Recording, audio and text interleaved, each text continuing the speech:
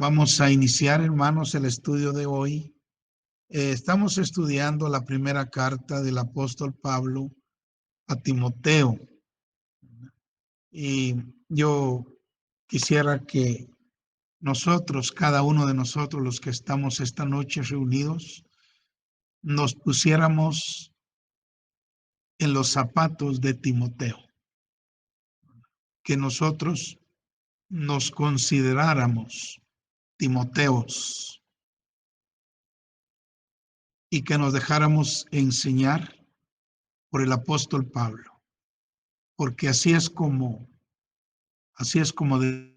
debemos tomar la palabra esta noche, no tomarla para alguien más, para aquellos que no vinieron, para aquellos que no están presentes, no.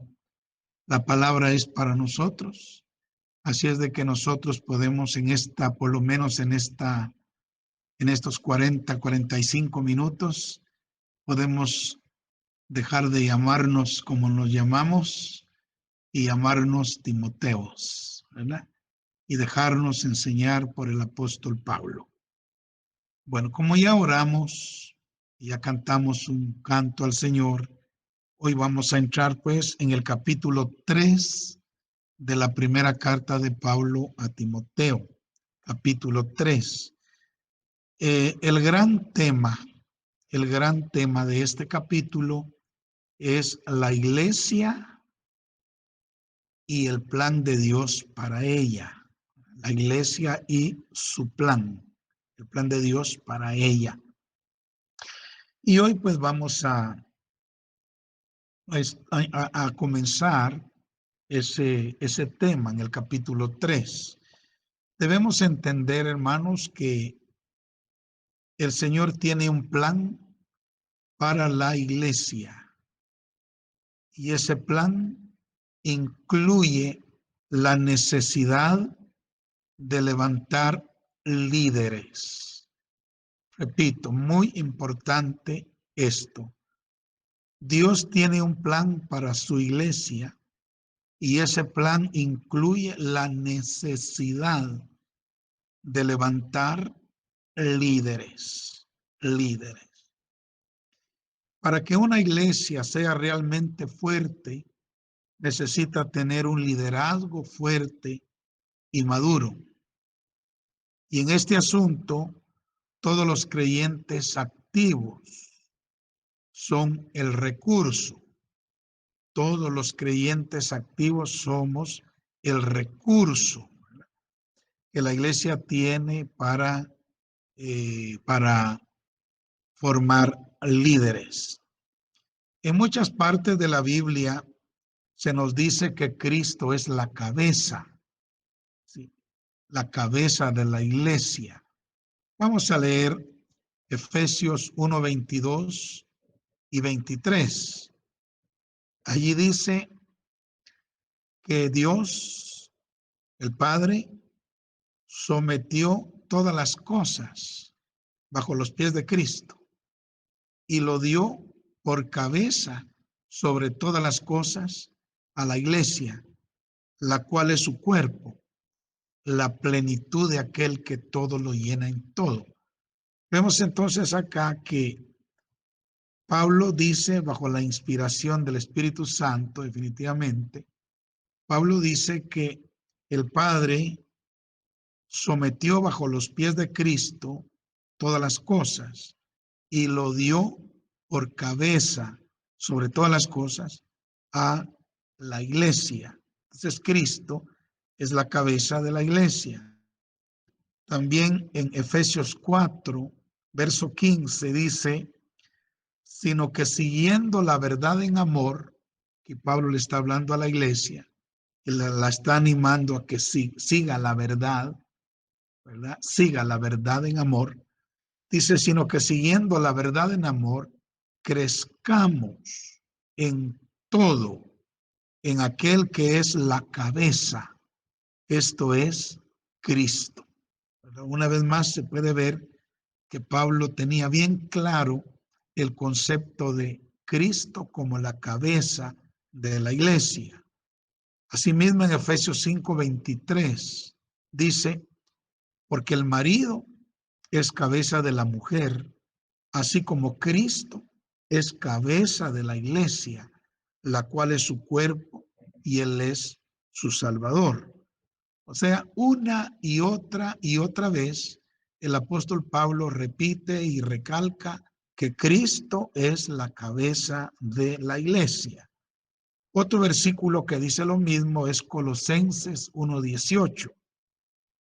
Dice, y Él, hablando de Cristo Jesús, es la cabeza del cuerpo, que es la iglesia. Él, hablando de Cristo Jesús, que es el principio, el primogénito de entre los muertos, para que en todo tenga la preeminencia, o sea, el primer lugar, ¿verdad? Entonces, Él es la cabeza de la iglesia. Por lo tanto, óigame bien, todos los ministerios, porque hoy vamos a hablar de los ministerios, todos los ministerios, tanto los ministerios primarios como los ministerios secundarios, ¿verdad? Todos se originan y fluyen de Cristo, porque Él es la cabeza de la iglesia. Entonces, todos los ministerios primarios y secundarios que han sido dados a la iglesia provienen de la cabeza de ella, que es Cristo Jesús. Bueno, existe lo que llamamos el ministerio quíntuple. Existe lo que llamamos el ministerio quíntuple. Bendito sea Dios. ¿A qué se le llama ministerio quíntuple? A los 5 ministerios que están mencionados en Efesios. Y también vemos que estos 5 ministerios han sido dados para funcionar dentro de la iglesia, que es el cuerpo de Cristo. Vamos a leer Efesios capítulo 4, del versículo 8 al versículo 13. Gloria a Dios. Dice así, por lo cual dice, subiendo a lo alto, llevó cautiva la cautividad y dio dones a los cautivos.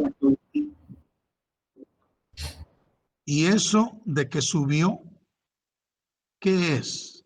Sino que también había descendido primero a las partes más bajas de la tierra. El que descendió es el mismo que también subió por encima de todos los cielos para llenarlo todo. Y escuche, y él mismo constituyó a unos apóstoles, a otros profetas, a otros evangelistas, a otros pastores y maestros, a fin de perfeccionar a los santos para la obra del ministerio, para la edificación del cuerpo de Cristo, hasta que todos lleguemos a la unidad de la fe y del conocimiento del Hijo de Dios, a un varón perfecto, a la medida de la estatura de la plenitud de Cristo. Entonces, estos ministerios que hemos encontrado aquí en esta porción son dones o regalos de Cristo a la iglesia, y todos son necesarios para que los propósitos de Dios sean cumplidos en ella, en la iglesia, ¿verdad? Aquí en la tierra. Algunos, yo no sé si ustedes han escuchado por ahí, pero algunos dicen que los 5 ministerios ya no existen en la iglesia, ¿verdad? Por ejemplo, dicen que los apóstoles solo fue para la era del principio, que los profetas, ¿verdad?, también solo fue para la era del Antiguo Testamento, y que hoy pues solo tenemos evangelistas, solo tenemos pastores y maestros, pero eso no es así, ¿verdad? No es así, no tiene ningún fundamento, ya que los 5 ministerios fueron dados para perfeccionar a la iglesia y la iglesia todavía no ha sido perfeccionada. Entonces, no pueden dejar de existir esos 5 ministerios hasta que la obra sea terminada, hasta que la iglesia sea perfeccionada. Por eso es que los 5 ministerios siguen funcionando todavía. Amén. Todavía, hermanos, hay apóstoles, todavía hay profetas, hay evangelistas, hay pastores y hay maestros. Ahora, el propósito de estos 5 ministerios lo vamos a desglosar aquí en Efesios capítulo 4, verso 12. Ya vamos a llegar a Timoteo, pero ahorita es como la plataforma que estamos edificando. En el versículo 12 de Efesios 4 dice que uno de los propósitos de los 5 ministerios es perfeccionar a los santos. Perfeccionar a los santos. Ya lo leímos. Ahora, la palabra perfeccionar, óigame bien, significa llevar a la madurez. Llevar a la madurez. O sea, los 5 ministerios están en la tierra, en la iglesia, para llevarnos a la madurez espiritual. Esto lo van a lograr los 5 ministerios a través de la oración, orando por la iglesia, a través de la enseñanza, ¿verdad? Enseñando a la iglesia, y a través de la ministración, ministrando a la iglesia. De esa manera, los 5 ministerios deben trabajar para llevar a la iglesia a la perfección, para perfeccionar a los santos. Bendito sea el nombre del Señor. En otras palabras, para que todos los santos, todos los miembros de la iglesia, puedan madurar, madurar. Hermanos, yo necesito madurar. Usted también necesita madurar. Y una de las funciones o trabajos de los 5 ministerios es perfeccionarnos, o sea, llevarnos a la madurez espiritual. Bendito sea el nombre de Dios. Déjeme decir aquí algo muy importante, ¿verdad? Que yo sé que no es el caso de ninguno de nosotros, pero sí es el caso de muchas personas y usted tiene que saberlo.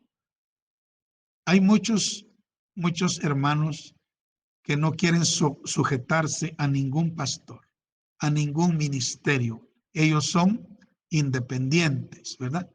Y van de una iglesia a otra iglesia, sin sujetarse, sin ser doctrinados, sin ser enseñados, sin ser ministrados, sin ser pastoreados, sin ser dirigidos, sin ser instruidos, ¿verdad? Sin que nadie les señale el blanco, la ruta a seguir, y viven así su vida cristiana, independientes. Ahora déjeme decirle que estos hermanos queridos no van a llegar a la madurez nunca, no van a llegar a la perfección nunca, porque no han sido ministrados, ¿verdad? Formal y seriamente por los 5 ministerios. Los 5 ministerios están entonces para perfeccionar a los santos.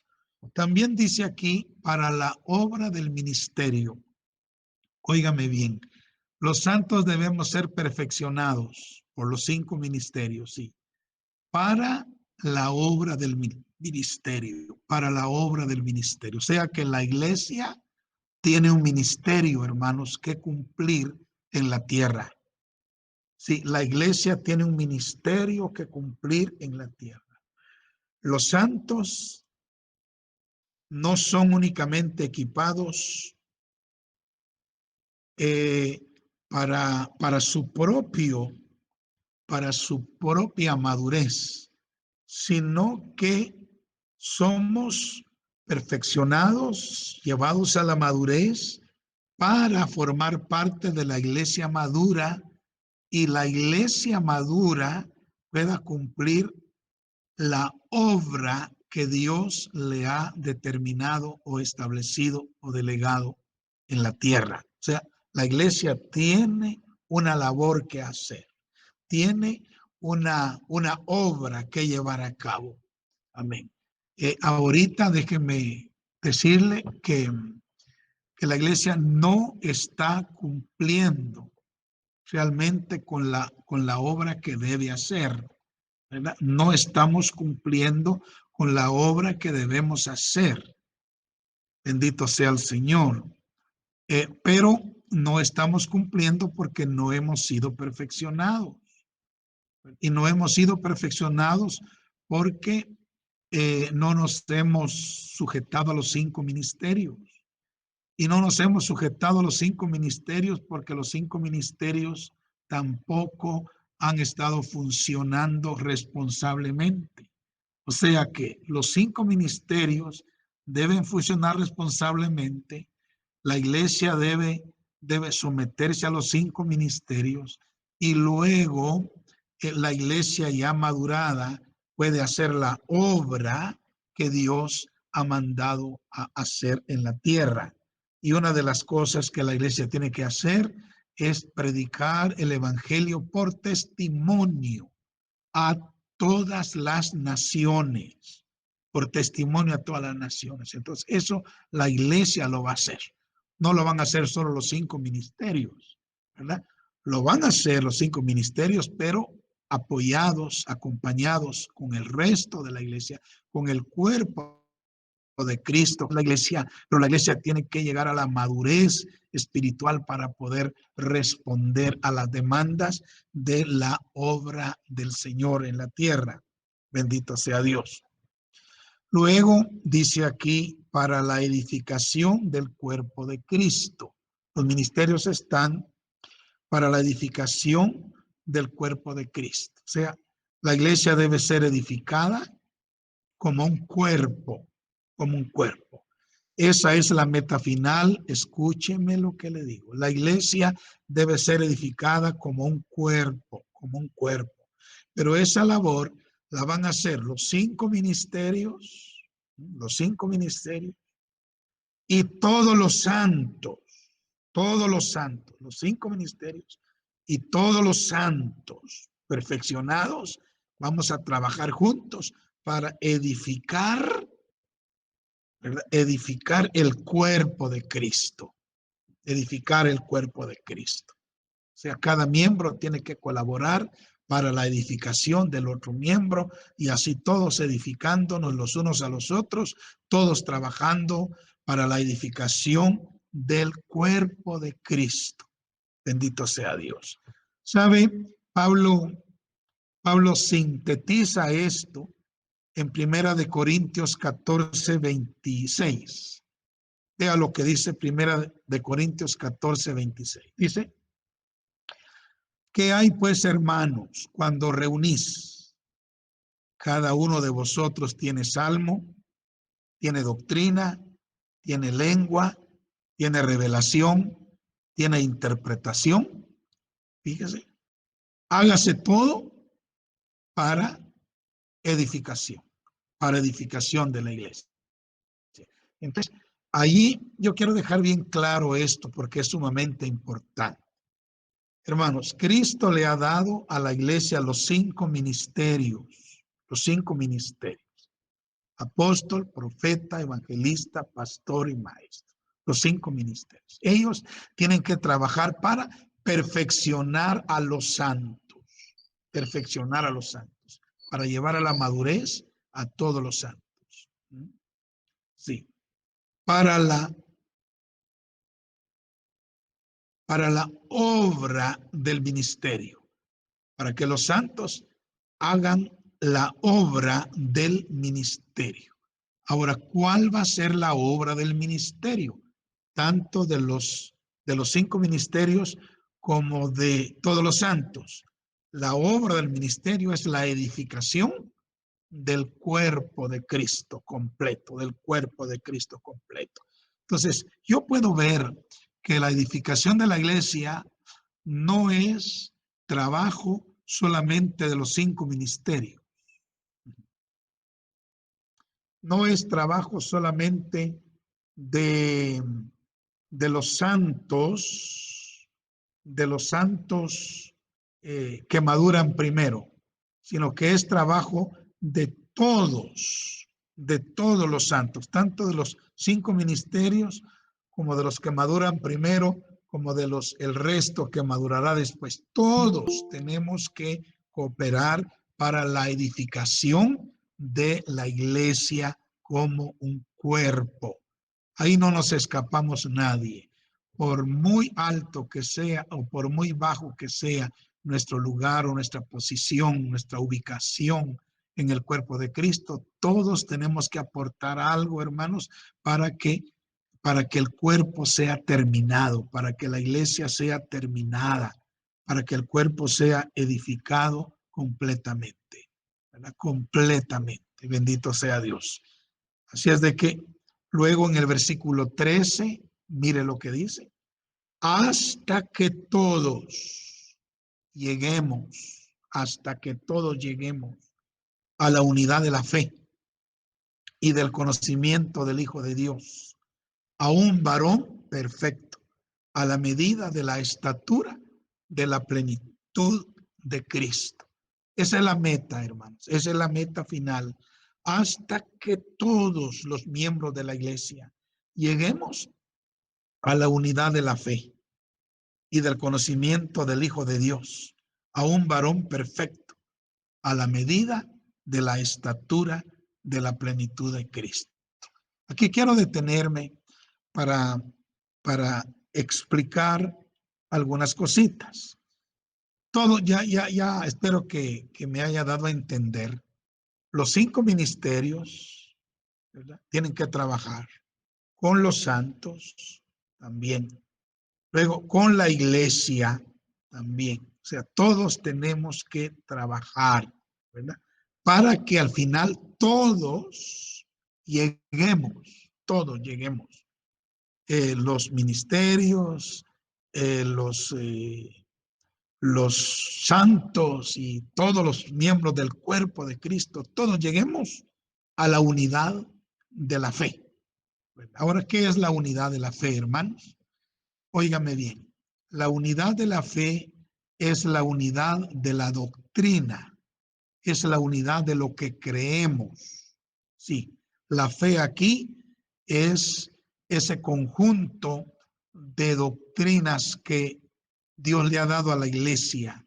Entonces, debemos trabajar hasta que todos lleguemos a la unidad de la fe, o sea, a creer lo mismo.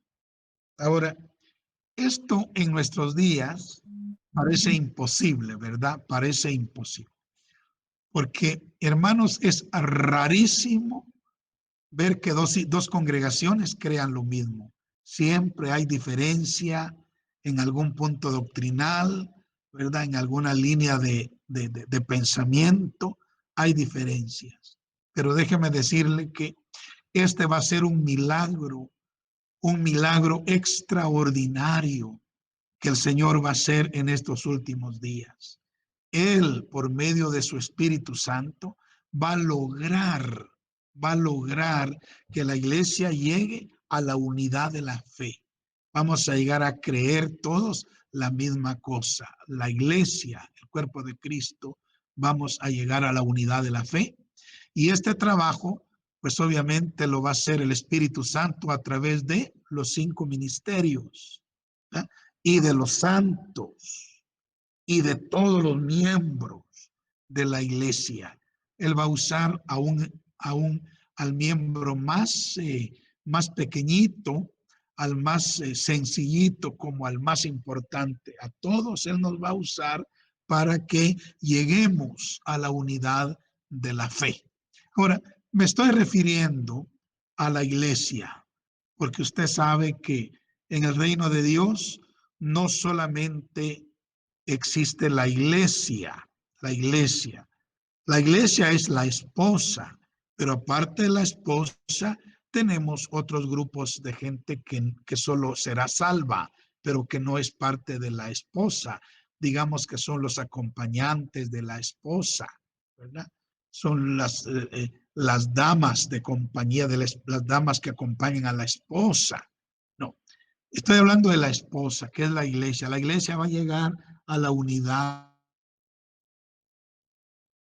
de los que no lleguen a la unidad de la fe con la iglesia, no van a ser parte de ella. Tal vez van a ser parte de las naciones salvas o de otros grupos de salvos, pero no van a ser parte de la esposa de la iglesia. La iglesia definitivamente va a llegar a la unidad de la fe y a la unidad también, dice aquí Pablo, del conocimiento del Hijo de Dios. Sí, a la unidad del conocimiento del Hijo de Dios. O sea, todos vamos a llegar a conocer a Jesús, al Hijo de Dios, de la misma manera, de la misma manera.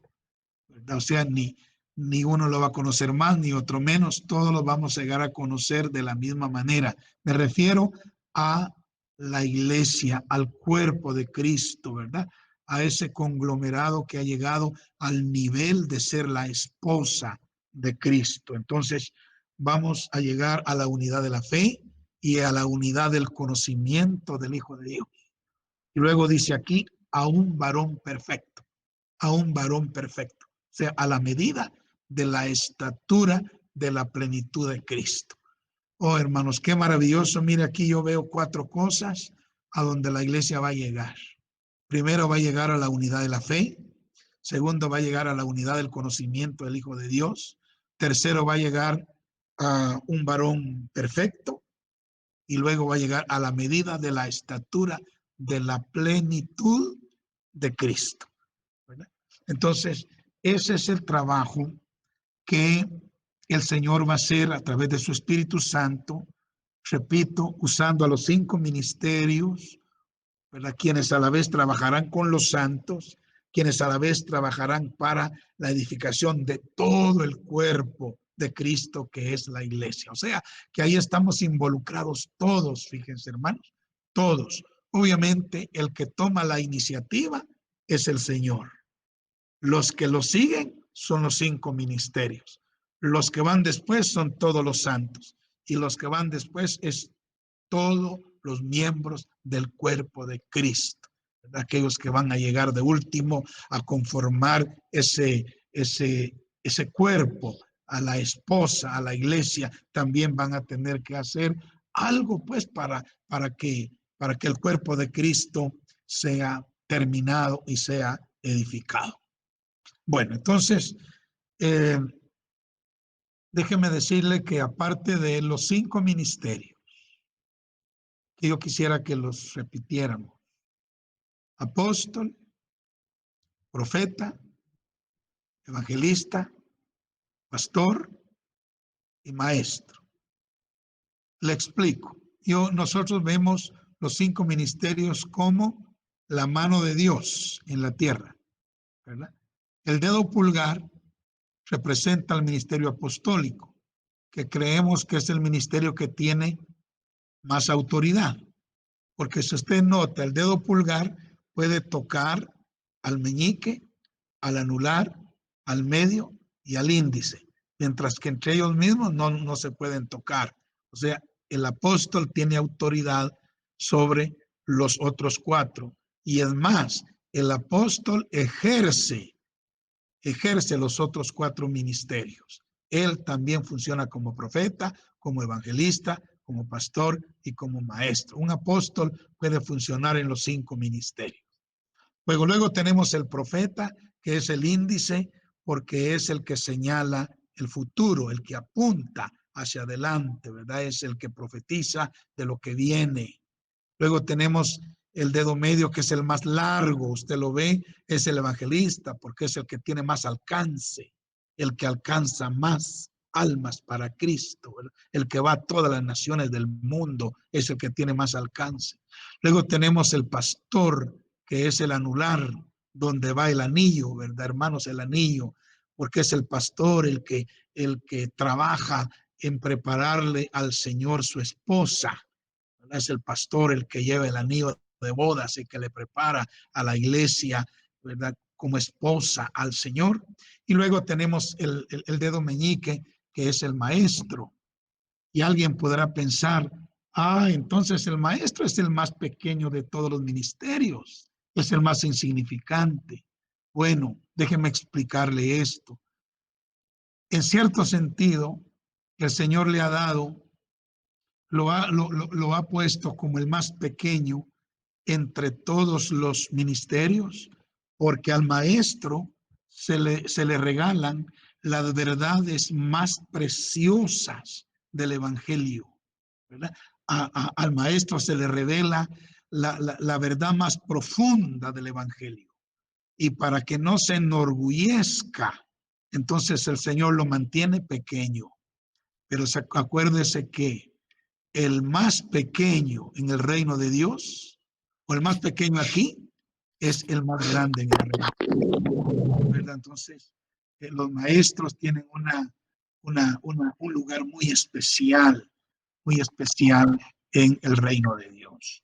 Bueno, así es de que ya hemos terminado con los 5 ministerios. Ahora, voy a pasar a un segundo punto.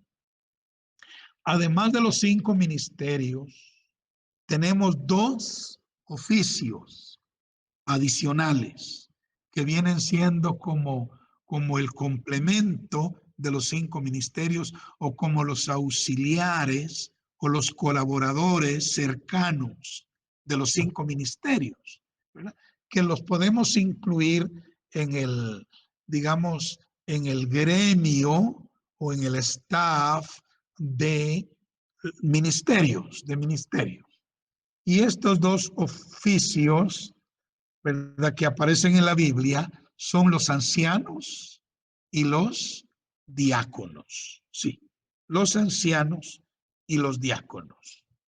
Bueno, hablemos un poquito acerca de los ancianos. La palabra anciano se usa indistintamente con obispo en las escrituras. Sí, es lo mismo, anciano y obispo, es lo mismo en las escrituras. La palabra obispo en el griego es episcopos. Episcopos es con el acento en la I, episcopos.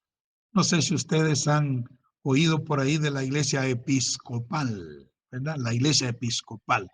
Lo que con eso están diciendo ellos es que ellos son gobernados por un consejo de ancianos, ¿verdad? Porque la palabra anciano también se traduce como obispo y la palabra obispo en el griego es episcopos y significa sobreveedor, sobreveedor o significa como pastor, como superintendente. También algunas denominaciones a los a algunos cargos que ellos dan les llama superintendente, superintendente.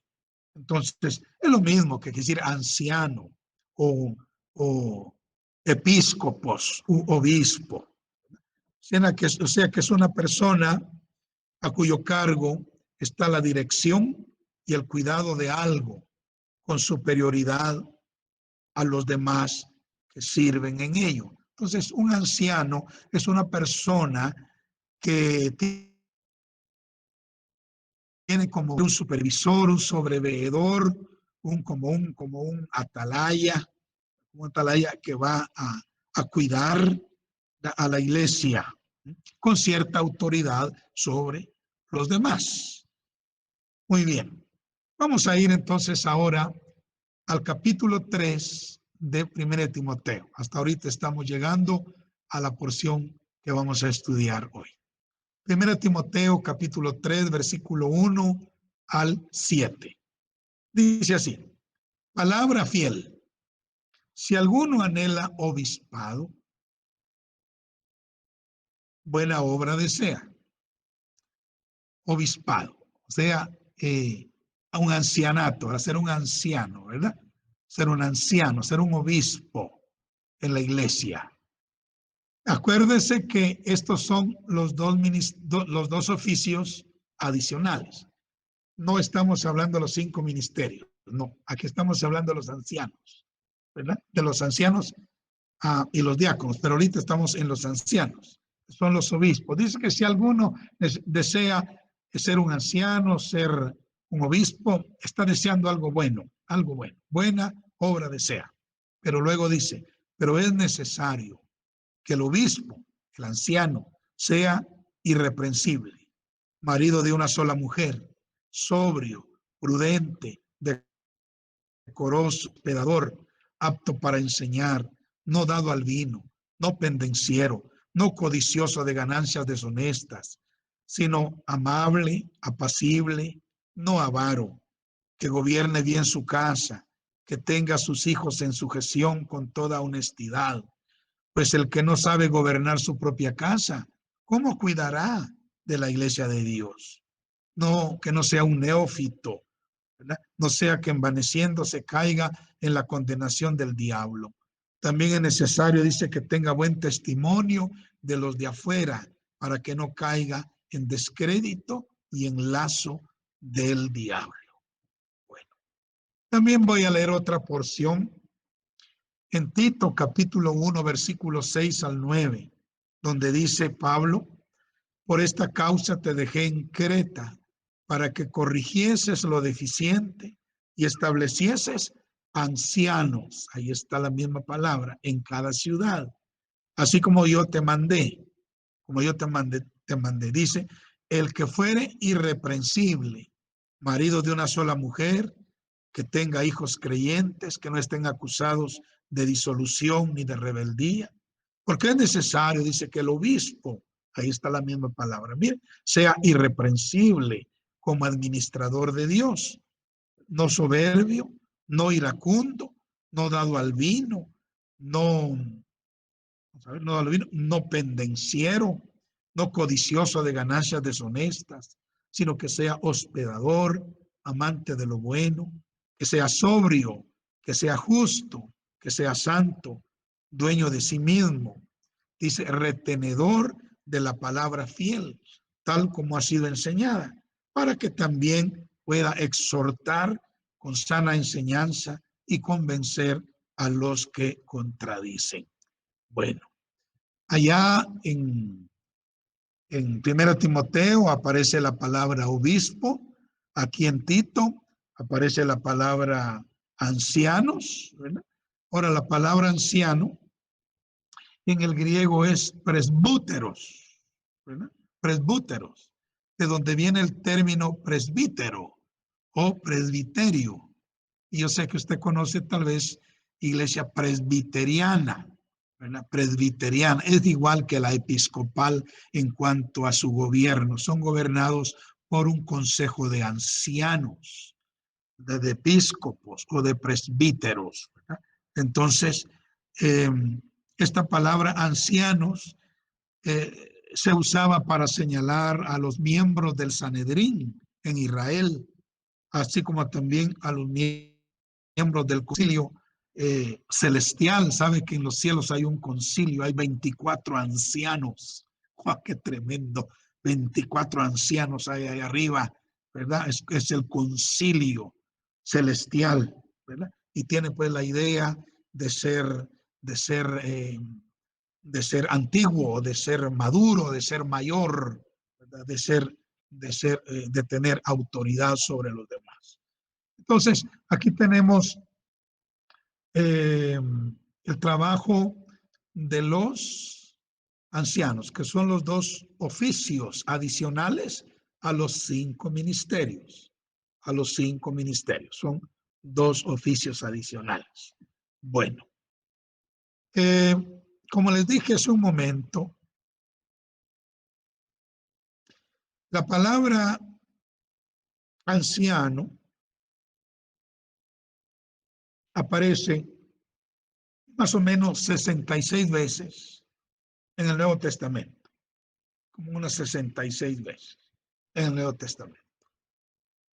La primera vez que se menciona está en el Nuevo Testamento, está en Hechos 11, 28 al 30, donde dice, y levantándose uno de ellos, llamado Agabo, daba a entender por el Espíritu que vendría una gran hambre en toda la tierra, la cual sucedió en el tiempo de Claudio. Entonces, los discípulos, cada uno conforme a lo que tenía, determinaron enviar socorro a los hermanos que habitaban en Judea, lo cual en efecto hicieron, enviándolo a los ancianos, hermanos de Bernabé y de Saulo. Entonces, aquí aparece la palabra ancianos, ¿verdad? Ancianos. Bendito sea Dios. Ahora, regresando a 1 Timoteo capítulo 3 del verso 1 al 7, yo solo quiero enfatizar lo que se requiere para ser un anciano, para ser un anciano. Hermanos, si Dios lo llama a usted a ser uno de los 5 ministerios, qué bendición. Se lo llama a ser apóstol, profeta, evangelista, pastor o maestro. Yo le digo por experiencia propia, después de más de 45 años de estar en el ministerio, no hay cosa más linda, hermanos, no hay cosa más hermosa que servir al Señor, que ser llamado para servir al Señor. Si es de que si Dios lo llama a un ministerio, a usted no se niegue, entréguese con todo su corazón. Mire, considérese privilegiado en gran manera, y dese al Señor, entréguese al Señor.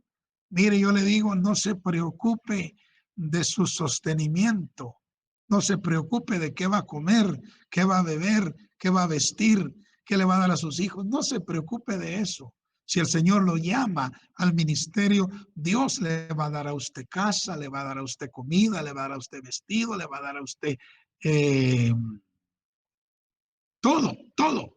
Dios se va a encargar de proveerle para sus hijos, porque Dios es fiel. Dios es fiel. Y si Él nos llama a trabajar en su obra a tiempo completo, hermanos, el Señor va a proveernos para todas nuestras necesidades. Mire, se lo dice Adolfo Franco, por experiencia, por experiencia. El Señor ha sido fiel en proveer para todas nuestras necesidades.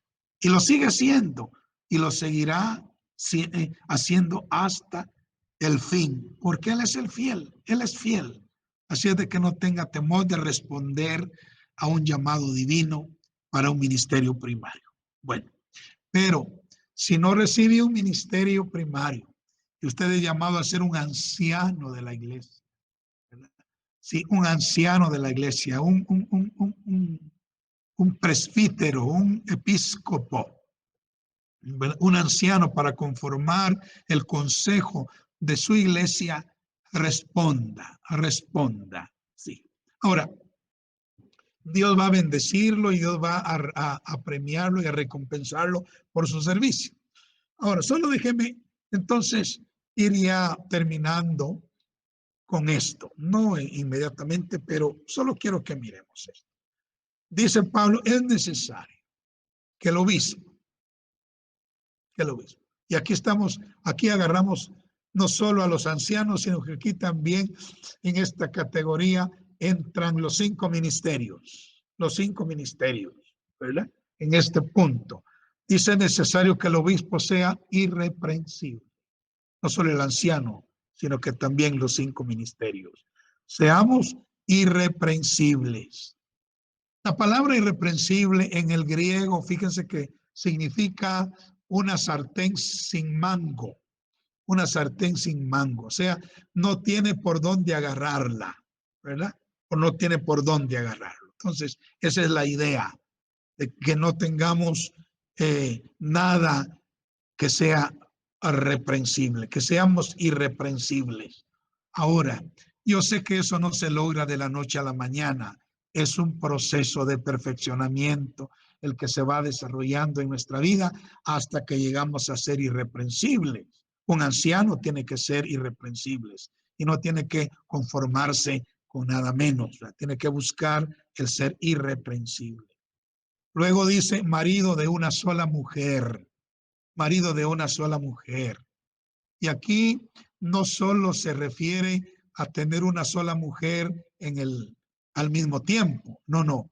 Se refiere incluso a no ser casado 2 o 3 o 4 veces, ¿verdad? Que solo sea, que haya sido marido de una sola mujer, o sea, que haya tenido un solo matrimonio.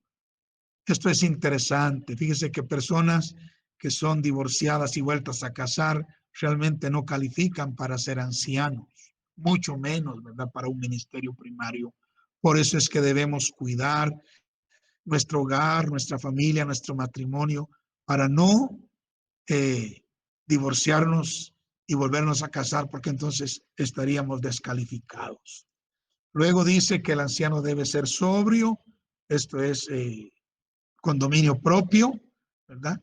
Poder decir sí cuando hay que decir sí y decir no cuando hay que decir no, ¿verdad? Con dominio propio, ¿verdad? Abstenerse de lo malo, detenerse, ¿verdad? Y también ser capaz de hacer lo bueno, ser sobrio, prudente, también debe ser prudente, muy sabio para sus decisiones.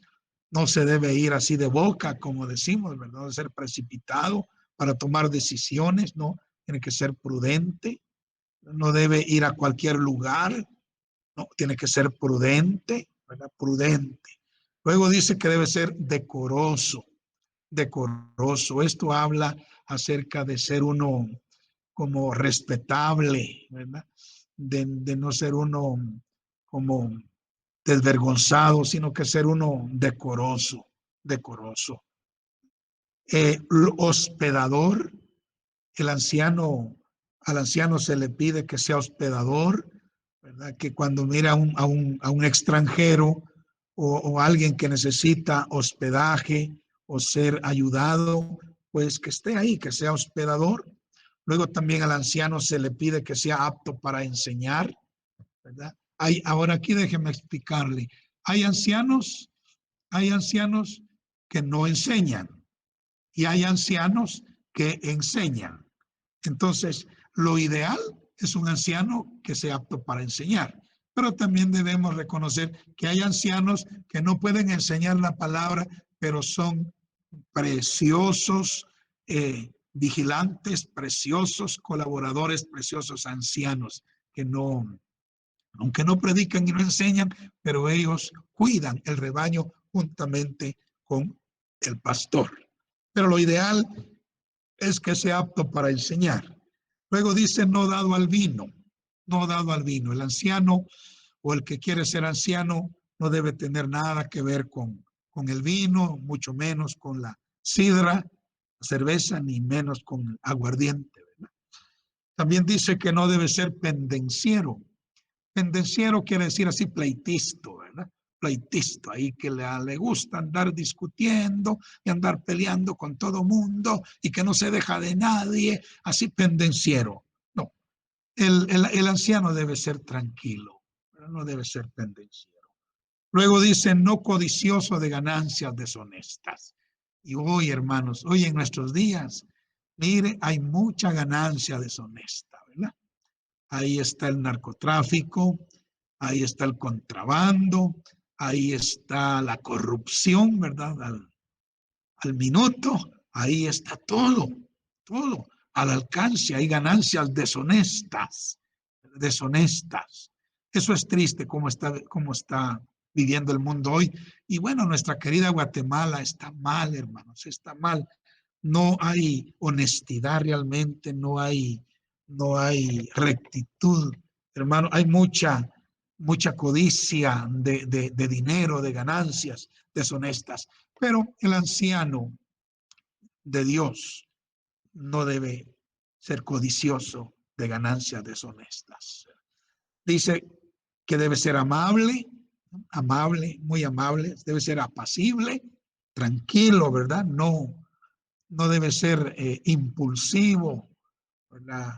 No, debe ser apacible, no debe ser avaro, o sea, no solo debe querer cosas para él, para él, para él, para él, para él, no. Hay que ser generoso, hay que dar, hay que dar, hay que dar, ¿verdad? Luego dice que gobierne bien su casa, esto es muy importante. El anciano debe gobernar bien su casa, tener su casa en orden, su familia en orden, enseñarle a sus hijos, ¿verdad? Que estén en sujeción, que se sujeten con toda honestidad. Porque sabe que el anciano es considerado un gobernador en la iglesia, un gobernador, alguien que gobierna en la iglesia. Aquí lo dice, pues el que no sabe gobernar su casa, ¿cómo cuidará de la iglesia de Dios? Entonces, debemos, si queremos ser ancianos, pues hay que tratar de trabajar con nuestros hijos, mayormente si son pequeños, ¿verdad? Si son pequeños hay que instruirlos para que ellos les vaya bien en la vida y que también nosotros podamos, si el Señor nos llama a ser ancianos, ejercer ese oficio con toda libertad. Amén. Luego dice, no un neófito. ¿Qué es ser un neófito? Un neófito es un novato, un novato, un nuevo, ¿verdad? Un nuevo. Sí, en el ejército cuando los muchachos llegan, ahí todos los llaman nuevos, ¿verdad? Nuevo, vos nuevo aquí, vos nuevo allá, ¿verdad? Nuevo, un novato. Pues en la iglesia se le llama un neófito. Un anciano no puede ser un neófito, tiene que tener un recorrido ya, tiene que tener cierta madurez ya, porque si le damos el ancianato a un neófito, a un nuevo, él se puede envanecer y puede caer en la trampa del enemigo, ¿verdad? Envanecerse, y lo hemos visto, lo hemos visto. A veces se le da un cargo de importancia a una persona nueva y lo que hace es enorgullecerse. Y ya como es líder aquí o como es anciano o como es, tiene un puesto de autoridad, ya mira con desdén a los demás o puede hacer mal uso de la autoridad y volverse ahí un aprovechado para tratar mal a los demás. Por eso es de que no se coloca como anciano a un neófito, ¿verdad? No sea que envaneciendo se caiga en la condenación del diablo. Entonces, por eso es necesario madurar lo más pronto que sea posible. También dice Pablo, es necesario que tenga buen testimonio de los de afuera. Un anciano, ¿verdad?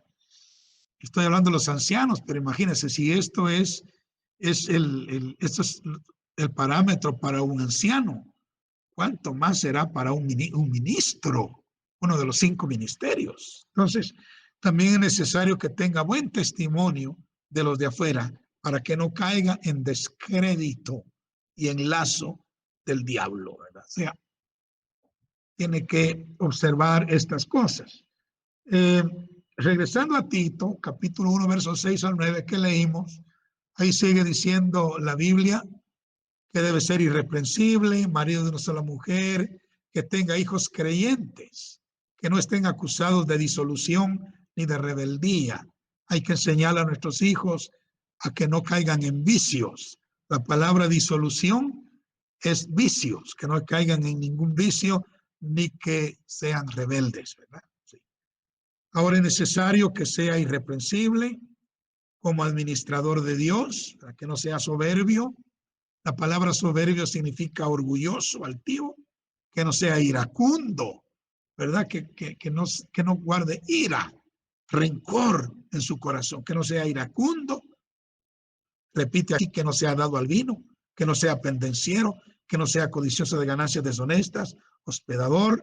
También dice amante de lo bueno, amante de lo bueno. El que quiere ser anciano o el anciano debe ser amante de lo bueno. Y hermano, no hay nada más bueno que la presencia del Señor y la palabra del Señor. Debemos amar la presencia del Señor y amar la palabra de Dios. Luego dice que sea sobrio, que sea justo, que sea santo. Sí, justo y santo, recto y limpio, ¿verdad? Puro.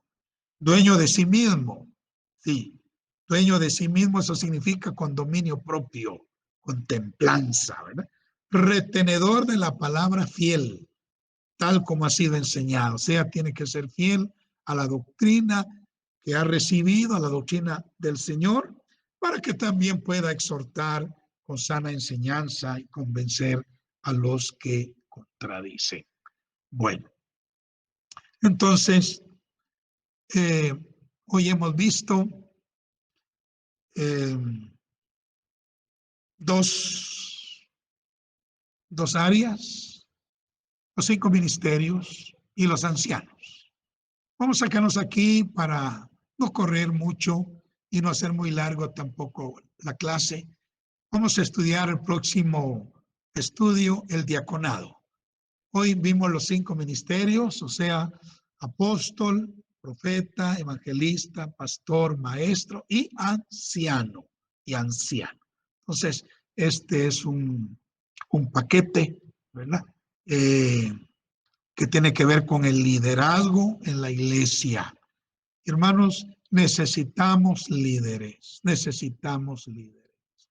¿Sabe una cosa? Aquí en Iglesia Cristiana necesitamos pastores, necesitamos pastores. Solo vemos 2 y usted ya nos conoce, ¿verdad? No somos jóvenes, ya estamos bastante maduros y necesitamos pastores, ¿verdad? Que vengan para ayudarnos. Necesitamos ancianos, gente madura que venga a apoyarnos en el ministerio. Así entregue su corazón al Señor, ríndase al Señor, dese al Señor, consagre su vida al Señor. Trate la manera de ajustar su vida a lo que dice la palabra y el Señor lo va a tomar y lo va a poner ya sea con un ministerio primario o ya sea como un oficio de anciano en la iglesia, ¿verdad? Bendito sea el Señor. O incluso puede desempeñar los 2 cargos.